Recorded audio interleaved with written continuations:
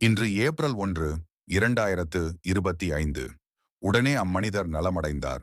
யோவான் எழுதிய தூய நற்செய்தியிலிருந்து வாசகம். அதிகாரம் 5. 1 முதல் 3 மணி நேரம் 5 முதல் 16 வரை. யூதர்களின் திருவிழா ஒன்று வந்தது. இயேசுவும் எருசலேமுக்குச் சென்றார். எருசலேமில் ஆட்டு வாயிலுக்கு அருகில் 5 மண்டபங்கள் கொண்ட குளம் ஒன்று உண்டு.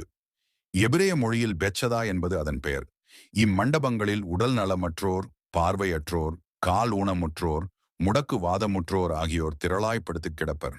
38 ஆண்டுகளாய் உடல் நலமற்றிருந்த ஒருவரும் அங்கிருந்தார். இயேசு அவரைக் கண்டு, நெடுங்காலமாக அவர் அந்நிலையில் இருந்துள்ளதை அறிந்து, நலம் பெற விரும்புகிறீரா என்று அவரிடம் கேட்டார். ஐயா, தண்ணீர் கலங்கும் போது என்னை குளத்தில் இறக்கிவிட ஆளில்லை. நான் போவதற்கு முன் வேறு ஒருவர் இறங்கிவிடுகிறார் என்று உடல் நலமற்றவர் அவரிடம் கூறினார். இயேசு அவரிடம், எழுந்து உம்முடைய படுக்கையை எடுத்துக்கொண்டு நடந்து செல்லும் என்றார். உடனே அம்மனிதர் நலமடைந்து தம்முடைய படுக்கையை எடுத்துக்கொண்டு நடந்தார். அன்று ஓய்வு நாள். யூதர்கள் குணமடைந்தவரிடம், ஓய்வு நாளாகிய இன்று படுக்கையை எடுத்துச் செல்வது சட்டத்திற்கு எதிரான செயல் என்றார்கள். அவர் மறுமொழியாக, என்னை நலமாக்கியவரே உம்முடைய படுக்கையை எடுத்துக்கொண்டு நடந்து செல்லும் என்று என்னிடம் கூறினார் என்றார்.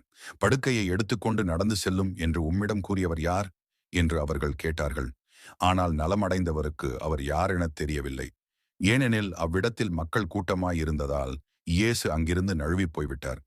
பின்னர் இயேசு நலமடைந்தவரை கோவிலில் கண்டு, இதோ பாரும், நீர் நலமடைந்துள்ளீர். இதைவிட கேடானது எதுவும் உமக்கு நிகழாதிருக்க இனி பாவம் செய்யாதீர் என்றார். அவர் போய் தம்மை நலமாக்கியவர் இயேசு என்று யூதர்களுக்கு அறிவித்தார். ஓய்வு நாளில் இயேசு இதை செய்ததால் யூதர்கள் அவரை துன்புறுத்தினார்கள். ஆண்டவரின் அருள்வாக்கு. இறைவா, உமக்கு நன்றி.